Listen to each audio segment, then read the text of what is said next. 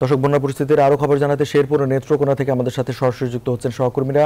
শুরুতে চলে যাব শেরপুরের সহকর্মী জোবাইদুল ইসলামের কাছে এবং জোবাইদুর কাছ থেকে জেনে নিতে চাইব, জোবাইদুর, শেরপুরের বন্যা পরিস্থিতি সবশেষ কি তথ্য রয়েছে আপনার কাছে?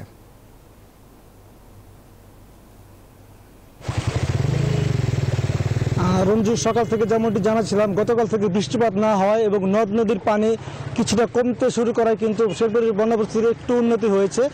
আমি যদি একটু আপনাকে দেখাই, তবে শেরপুরের নিম্নাঞ্চল কিন্তু এখনও প্লাবিত রয়েছে, বাড়িঘর সহ সড়কে কিন্তু পানির নিচে এখনও রয়েছে, তবে উজানের পানি কিছুটা নেমে গেছে। আমি যদি একটু আপনাকে জানাই যে আপনি যেমন খবর দেখাচ্ছেন যে এই এলাকার কিন্তু আমন ধান এবং মৎস্য ঘেরের কিন্তু বেশ ক্ষয়ক্ষতি হয়েছে, এতে কিন্তু কৃষকরা বেশ ক্ষতিগ্রস্ত হয়েছেন।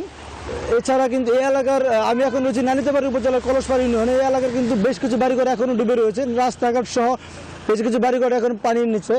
এখানকার আমি কথা বলেছিলাম কৃষকদের সাথে, তারা আমাদেরকে যেটা জানিয়েছেন যে তারা কিন্তু এই বন্যায় ব্যাপক ক্ষতিগ্রস্ত হয়েছেন।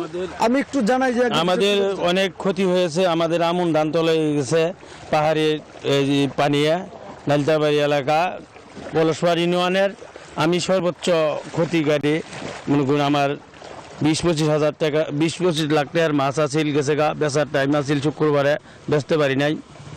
এমনি খাবার নিয়েছি, বাকি এগুলো দিতে পারতাছি না, ঋণদার আছে অনেক। তখন আমরা কি করে চলবো এখন বাড়ি ঘরে তলে। ধন্যবাদ আপনাকে। শুনছিলেন যে কৃষকরা কিন্তু বেশ দুর্ভোগে রয়েছেন। আমার পেছনে একটা বিস্তীর্ণ এলাকা দেখতে পাচ্ছেন, পুরো এলাকায় কিন্তু পানিতে এখনো নিমজ্জিত রয়েছে। তো শেরপুর থেকে এই ছিল বন্যার সর্বশেষ খবর। আমরা এখন যাবো নেত্রকোনায়, সেখানে রয়েছেন আমাদের সহকর্মী সোহান, তিনি জানাবেন সেখানকার খবর।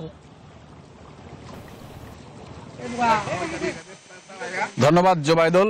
আপনি আসলে যেমনটি জানাচ্ছিলেন শেরপুর থেকে, শেরপুরের বন্যার উন্নতি হচ্ছে সেই খবরটি কিন্তু জানাচ্ছিলেন। কিন্তু আমাদের নেত্রকোনার যে অবস্থা, আমি এই মুহূর্তে যে এলাকাটিতে আছি, এটি হচ্ছে নেত্রকোনার দুর্গাপুর উপজেলা, সীমান্ত উপজেলা। এই উপজেলার একটি ইউনিয়ন কাকরগড়া। এই কাকরগড়া ইউনিয়নের বিলাসপুর গ্রামে আছি। এই গ্রামেও এসে দেখেছি যে পুরো গ্রামের প্রত্যেকটি ঘরে কিন্তু পানি ঢুকে গেছে, যে কারণে আসলে মানুষজনের যে রান্না করা বা রান্না করবে সেই পরিস্থিতি দিন নয় 3 দিন যাবত কিন্তু এই পানিটি এসেছে এবং এই পানিতে কিন্তু আসলে দুর্ভোগের মধ্যে এখানকার মানুষজন বসবাস করছেন আমরা দেখতে পেয়েছি। এবং এখানকার মানুষ সাথে সাথে কৃষকদের বড় রকমের ক্ষতির মুখে পড়েছেন, কারণ এখানকার যে জমিগুলো রয়েছে সবগুলো জমি কিন্তু আসলে পানিতে নিমজ্জিত হয়েছে। এই পানির তলিয়ে যাওয়ায় কিন্তু ঢলের পানি, যেহেতু গত কয়েকদিনের টানা বর্ষণ ও পাহাড়ি ঢলের কারণে এই সৃষ্ট বন্যা, এই বন্যার যে ঘোলা পানি, এই ঘোলা পানির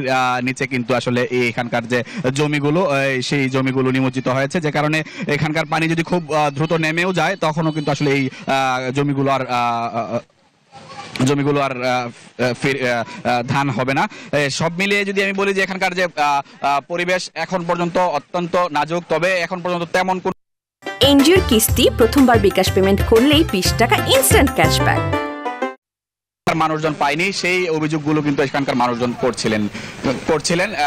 তাই তাদের দাবি কিন্তু খুব দ্রুত যেন শুকনো খাবার সহ বিশুদ্ধ পানির ব্যবস্থা করা। এই ছিল আমার কাছে নেত্রকোনার দুর্গাপুর এলাকা থেকে, বন্যা কবলিত এলাকা থেকে সবশেষ পরিস্থিতি। যাব স্টুডিওতে। সোহান আহমেদ কাকুন, আপনাকে ধন্যবাদ।